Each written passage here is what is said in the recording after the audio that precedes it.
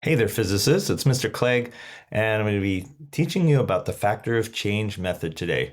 This is a way of finding out if you have a quantity that changes and something else depends on that quantity, or many quantities actually. If you change one thing, how much does the other one change by? So I'm just going to go over this method, the steps of this method. Write down the equation, solve it for the unknown. Let's say the unknown thing is called x.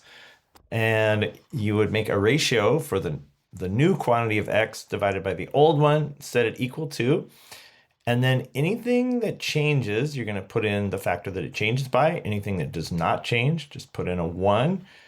And of course, the old value of x is in the denominator, new is on the top. Then after you've done that, multiply both sides by the old value of x. So you get x new equals factor of change times the old x. This will all make much more sense when I've shown you an example. So example number 1, kinetic energy is equal to 1/2 mv squared. That's the mass times the velocity of the object squared, or the speed squared. So a block moves with a certain kinetic energy. How fast does a second block, supposed to say a second block, have to move if it has 1/3 the mass of the first block but has double the kinetic energy? So we've written down the expression. I'll just write that again. So that's 1/2 mv squared. And now the second thing has twice the kinetic energy, but the mass is 1/3. So the mass goes to m over 3. And so the question is, what happens to the velocity or the speed to make that happen? So what we need to do first is we need to solve this for the unknown. So we're going to go 2k, we're going to multiply this expression by 2 on both sides. So we have 2k equals mv squared. We're going to divide by m on both sides. So v squared equals 2k over m.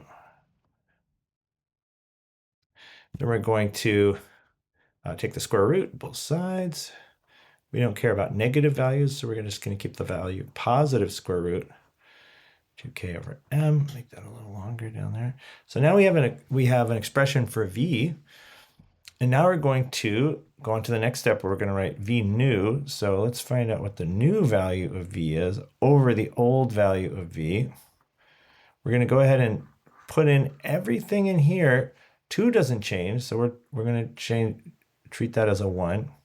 The K, the kinetic energy, doubles. So instead of 1, we're going to put a 2 in there.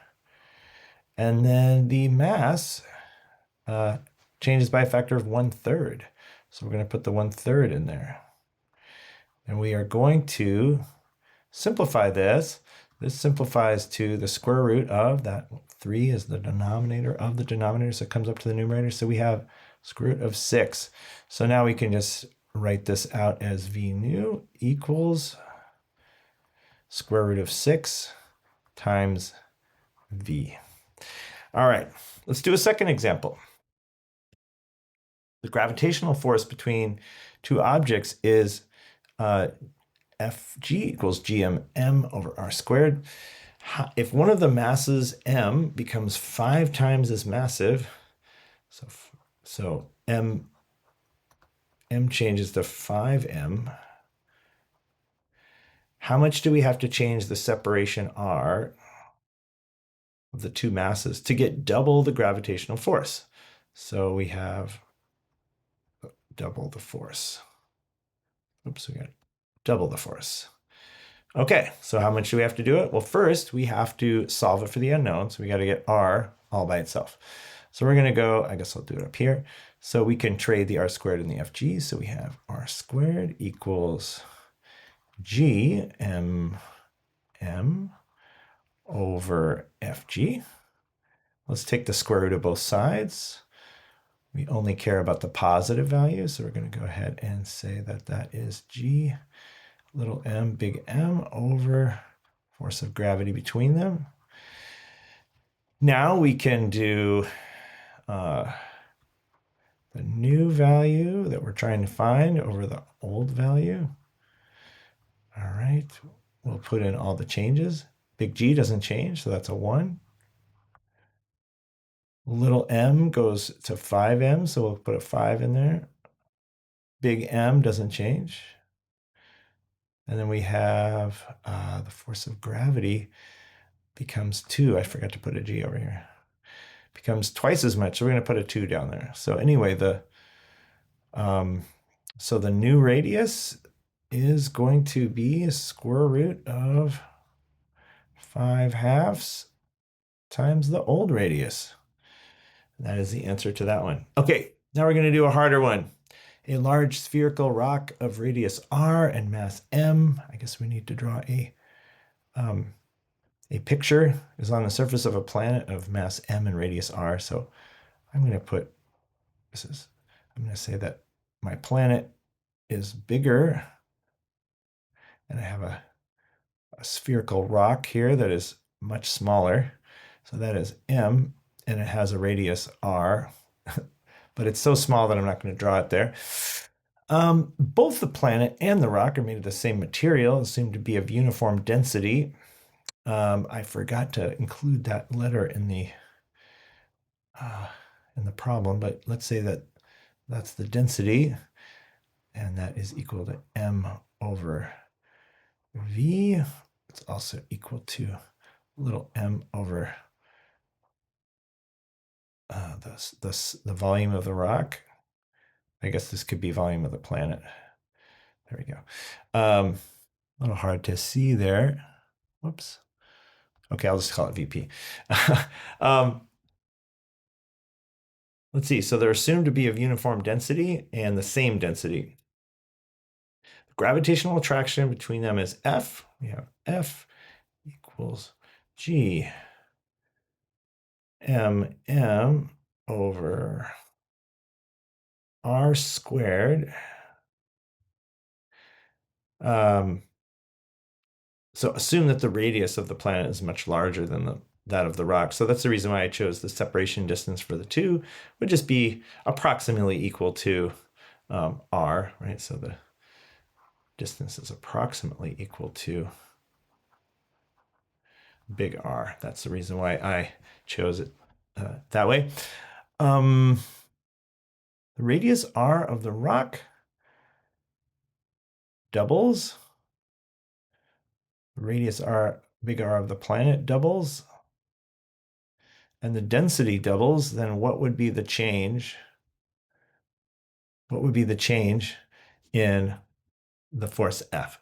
So the first thing we have to do is get this expression, right? So this is, or get the equation. We want to know what, first of all, we need to know what the change on big M and little m are going to be when we double the radius and the density of each of those things. So we need to write down that rho, density rho is equal to, let's do the planet's mass.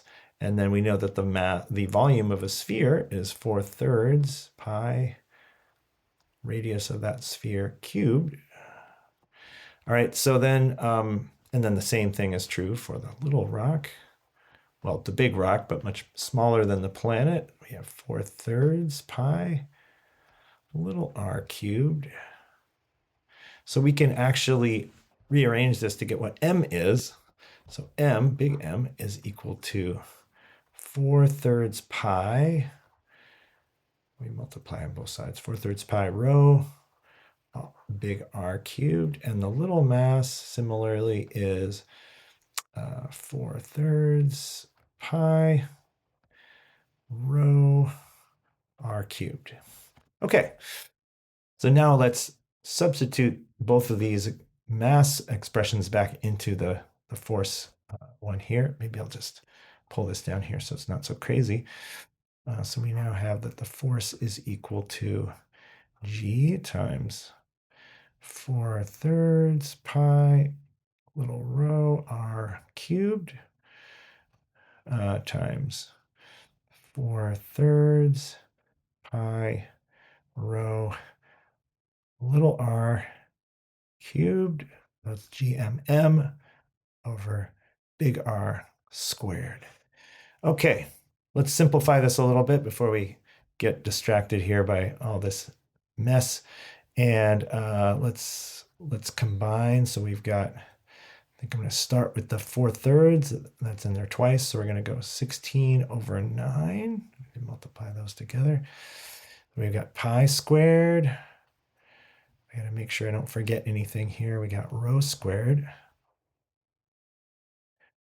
Okay, 4/3 pi rho. We got g. Okay. And then we have, let's do r cubed over, let's put r squared down there. We could make a big fraction bar, but we don't need to. I can clearly see that those r's are going to cancel out on the next step. Let's make sure I didn't forget anything here. Thirds I got in there, got the pi, got the rho, got the r, got that, got that, got that. Good. All right. Let's scooch this down just a little bit. There we go. Now, all we have to do, let's cancel out our r's here. So we're going to cancel that out. So let's rewrite it one more time here. Okay, 16/9 pi. I forgot to square my pi. Glad I caught that. For this problem, it wouldn't matter because pi doesn't change, but then we got gr cubed r. So what is the factor of change here when I have f nu over f? All right, so I'm going to put in that 16/9 doesn't change, pi doesn't change. Rho changes, it doubles, so we have put 2, that's squared. G doesn't change. R doubles, so that's going to be 2 to the power of 3. And even big R doubles, that's going to be another 2. So that means that F nu equals 2 to the power of 1, 2, 3, 4, 5, 6. 2 to the power of 6, which is equal to 64. All right, so this is 64. So that is our factor of change there. All right, I hope you found this helpful and entertaining. Keep doing physics and keep loving every minute of it. All right, see you later. Till the next one.